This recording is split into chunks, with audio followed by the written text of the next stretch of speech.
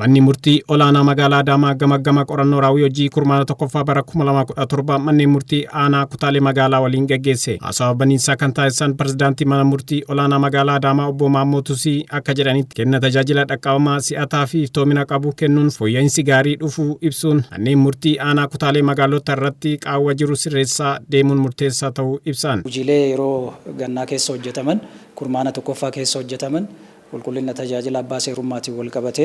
akkasumas si'aa'innaa fi dhaqqabummaatiin wal qabatee bilisummaa fi gaaromsuutiin wal qabatee hojiin gaggaariin hojjetamee jira. Keessattuu lamaan irratti bu'aalee lamaan irratti qulqullina irratti hojii guddaa walii kennaatiin turree jirra. Galmeeleen kenna erga waxabajjii 10tiin booda kan diigaman kan fooyya'anii fi qajeelfaman gaddeebi'an abbootii seeraatii dhaqqabanii mariisifamuu isaa iddoo rakkoo itti ta'etti ammoo abbaa rakkoo qabu rakkoo hubannoo ta'ee rakkoo naamusaa ta'ee akka itti godhamu akka itti irratti maratamu qabooyaadhaan ka deeggarame abbaadhaafis akka dhaqqabu jennee walii kennee jirra. Gamni raawwii hojii kurmaana tokkoffaa gaggeeffamu kun ciminoota jiranitti husiisaa hanqinoota irratti xiyyeeffachuun barbaachisaa ta'uu ibsan. Kurmaana lammaffaa fi sadaffaa afuraffaa akkaataa kamiin karoora kenna qabannee galmaan ga'uu dandeenya kan jedhu yeroo itti aanuudhaaf hanqinnaalee jiran kurmaana tokkoffaa keessatti kalaalle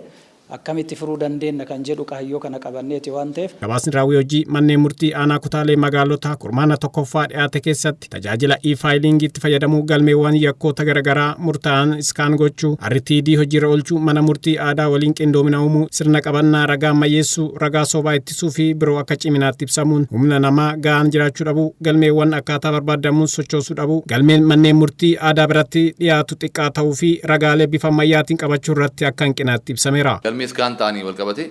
ka'umsi keenya 2009 manniin baakloogii galmee socho'aa ture pilaas baakloogii 10 yeroo ammaa kana galmee yookiin kurmaana tokkoffaa keessatti galmee 190 yookiin galmee xumuraa argatan hundumaa deemeetii wal qabate ka'umsi keenya 1160 manniin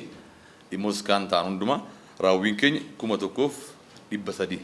galmiilee mana murtii daabii irraalee fudhanis deemeetii fe'aa ture waan ta'eefidha. Baay'ina galmee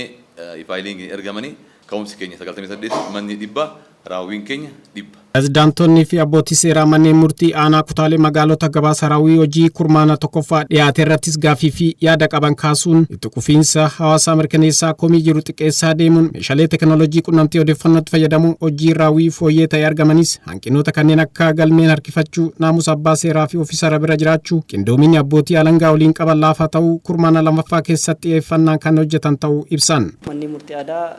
kutaa magaalaa keenya akkuma manneen murtii kaawwanii ijaarsa isaanii xumuramanii kurmaana tokkoffaa keessatti akka magaalatti akka isaan eebban gahan gooneerra